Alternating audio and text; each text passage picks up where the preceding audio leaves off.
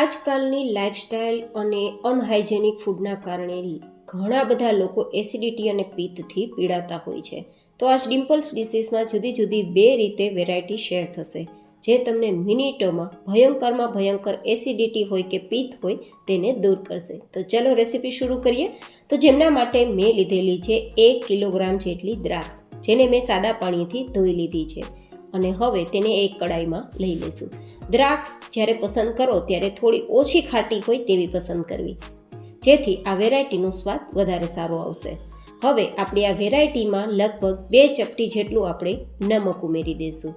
નમક છે તે આપણી આ વેરાયટીને પ્રિઝર્વેટિવનું કામ પણ આપશે અને સારા સ્વાદનું પણ કામ કરશે. તો હવે આ કડાઈને આપણે ગેસ ફ્લેમ પર રાખશું. આપણી ગેસની ફ્લેમ ધીમી રાખશું અને સતત આપણે ચમચો ચલાવીશું, જેથી આ દ્રાક્ષમાં આપણે કોઈ પણ પ્રકારનું પાણી નથી ઉપયોગમાં લીધું તો આપણી દ્રાક્ષ તળિયે બેસી ના જાય. આપણે આ રીતે સતત ચલાવવાનું છે જ્યાં સુધી આપણી લીલી દેખાતી દ્રાક્ષ થોડી પીળી દેખાવા ના લાગે, એટલે કે તેનો કલર થોડો પીળાશ પડતો આવે ત્યાં સુધી આ રીતે આપણે ચલાવવાનું છે. જો હું તમને એકાદ દ્રાક્ષનો દાણો પણ બતાવી દઉં છું કે ધીમે ધીમે આપણી દ્રાક્ષ છે તે પીળાશ પડતી થવા લાગી છે અને દાણો દ્રાક્ષનો થોડો સંકોચાવા લાગ્યો છે. હજુ પણ થોડા દાણા બાકી છે, તો ચલાવીશું. લગભગ દાણા આ રીતે સંકોચાવા લાગે અને પીળાશ પડતા થવા લાગે પછી આપણે તેમાં લગભગ 500 ગ્રામ જેટલી અને ગ્રામમાં જોઈએ તો 2 કપ જેટલી આપણે સાકર ઉમેરીશું. મારી આ દ્રાક્ષ છે તે એકદમ મીડિયમ ખટાશવાળી છે, બહુ વધારે મીઠી પણ નહીં, બહુ વધારે ખાટી પણ નહીં. તો મેં અહીંયા જેટલી દ્રાક્ષ લીધી છે તેની અડધી મેં સાકર લીધી છે. તમારી દ્રાક્ષ થોડી વધારે ખાટી હોય તો સાકરનું પ્રમાણ થોડું વધારે રાખવું. આ જેને ધાગાવાળી દોરાવાળી સાકર કહેવાય ને, ખડી સાકર, તેનો જ આપણે ઉપયોગ કરેલો છે.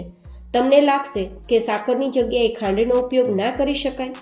બિલકુલ નહીં ગાઈઝ. જો એસિડિટી અને પિત્ત માટે આપણે વેરાયટી તૈયાર કરતા હોઈએ ને, તો સાકરથી વધારે કોઈ ઠંડક આપી જ ના શકે, કારણ કે સાકર અને ખાંડ બંને બનાવવાની પ્રોસેસ અલગ અલગ રીતે થાય છે. જેથી ખાંડ છે તે પેટની ગરમીને દૂર નહીં કરે, પણ સાકર પેટની ગરમીને દૂર કરશે, જેથી આપણે અહીંયા સાકરનો ઉપયોગ જ કરશું. હવે આપણે સતત ચલાવીશું અને આપણી સાકર ઓગળે ત્યાં સુધી આપણે ધીમા ગેસની ફ્લેમ પર કૂક કરશું.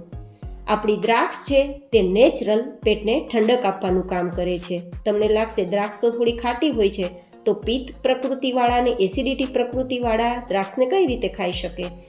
ગાઈઝ, જ્યારે તમે તળેલું, તીખું આવું બધું વધારે પ્રમાણમાં ખાઓ છો, ફાસ્ટ ફૂડ વધારે પ્રમાણમાં ખાઓ છો, અનહાઇજેનિક ફૂડ વધારે પ્રમાણમાં લ્યો છો, મેંદો મસાલાવાળું વધારે પ્રમાણમાં ખાઓ છો અને ઇરરેગ્યુલર તમારી જીવનશૈલી છે, અનિયમિત તમારી જીવનશૈલી છે, ત્યારે તમને પેટની સમસ્યાઓ થવા લાગે છે.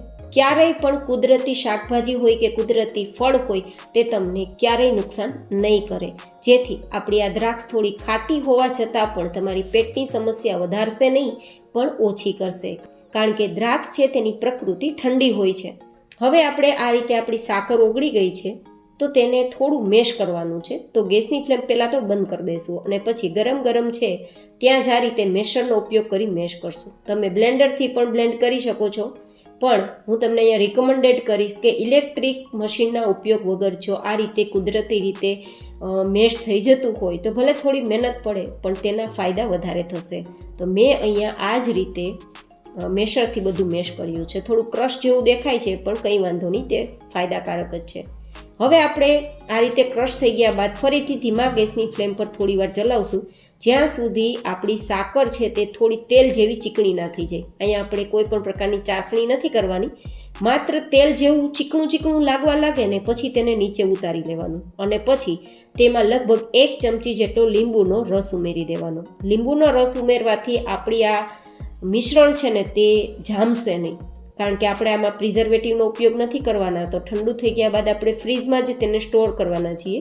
તો જો લાંબા સમય સુધી સ્ટોર કરવું હોય ને, તો 1 ચમચી જેટલો લીંબુનો રસ ઉમેરશો ને તો લાંબા સમય સુધી જામશે પણ નહીં અને એ ખરાબ પણ નહીં થાય, પ્રિઝર્વેટિવનું કામ કરશે. તો આ રીતે આપણે તેને પહેલાં તો ઠંડુ કરી લેશું.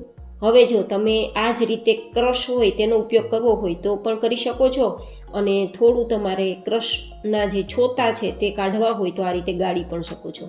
હવે આ ગાળેલું છે ને તેને ફેંકવાનું નથી, કોઈ પણ પ્રકારના શાકની ગ્રેવીમાં તમે તેનો ઉપયોગ કરી લેજો, તેના ફાયદા જ છે. તો હવે આ રીતે મેં થોડું ગાળીને રાખ્યું છે અને થોડું ગાળ્યા વગરનું બંને પ્રોસેસ તમને બતાવેલી છે. હવે બંનેમાંથી જે રીતે તમને પીવાનું પસંદ આવે તે રીતે પી શકો છો. તો આ મિશ્રણ જો અત્યારે એકદમ ઠંડુ થઈ ગયું છે અને જે બાર માર્કેટમાં તમને કંપનીના જે ક્રશ મળે છે ને દ્રાક્ષના ક્રશ તેવું તૈયાર થયું છે. તો એ જે ક્રશ તરીકે પણ તમે ઉપયોગમાં લઈ શકો છો. તો જ્યારે પીવું હોય ને ત્યારે 2 ચમચી 1 ચમચી તમારા ટેસ્ટ પ્રમાણે ગ્લાસમાં લેવાનું. હવે વધારે ઠંડક આપવા માટે અને પાચન ક્રિયાને મજબૂત કરવા માટે જો ફુદીનાનો ઉપયોગ કરવો હોય ને તો કરી શકો. ફુદીનાનો ટેસ્ટ પસંદ ના હોય તો ના ઉમેરવો, ઓપ્શનલ છે. આ રીતે ક્રશ કરી હવે તેમાં આપણે થોડા બરફના ટુકડા ઉમેરીશું. જો કે ઠંડક પસંદ હોય તો, નહીં તો માટલાનું પાણી ઉમેરી મિક્સ કરી અને પછી તમે પી શકો છો. હવે આ વધેલું જે ક્રશ છે ને તો એને કોઈ એરટાઇટ બોક્સમાં ભરી દેવાનું, જે એકદમ ચોખ્ખી બોટલ હોય ને તેમાં, જેથી ખરાબ ના થાય. અને પછી આ બોટલનું ઢક્કણ ઢાંકીને ફ્રીજમાં રાખી દેવાનું. આપણે આમાં થોડો લીંબુનો રસ ઉમેર્યો છે ને તો જામશે નહીં અને ફ્રીજમાં રાખવાથી તે બગડશે પણ નહીં. અને આમ પણ લીંબુ છે થોડું પ્રિઝર્વેટિવનું કામ પણ કરશે. તો જ્યાં સુધી પૂરું નહીં થાય ત્યાં સુધી ખરાબ તો નહીં જ થાય. હવે આ જે ગાળેલું મિશ્રણ છે ને તે થોડું ઘટ પણ થઈ ગયું છે ને ઠંડુ પણ થઈ ગયું છે.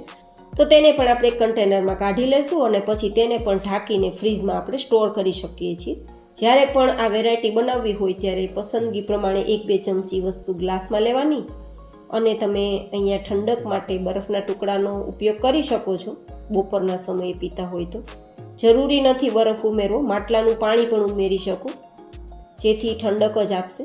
ને પછી પાણી ઉમેરી મિક્સ કરી અને પીવાનું. જેવું પીશો કે ફટાફટ તમને એસિડિટી અને પિત્તથી શાંતિ મળી જશે. આ મારી તમને ગેરંટી છે. જરૂર એકવાર ટ્રાય કરજો. તો કેવી લાગી તમને જુદી જુદી 2 રીતે તૈયાર કરવાની આજની આપણી આ રેસીપી? મને જરૂર બતાવજો. ફરી મળીશું એક નવી જ એન્ડ હેલ્ધી રેસીપી સાથે. ત્યાં સુધી stay healthy and stay happy.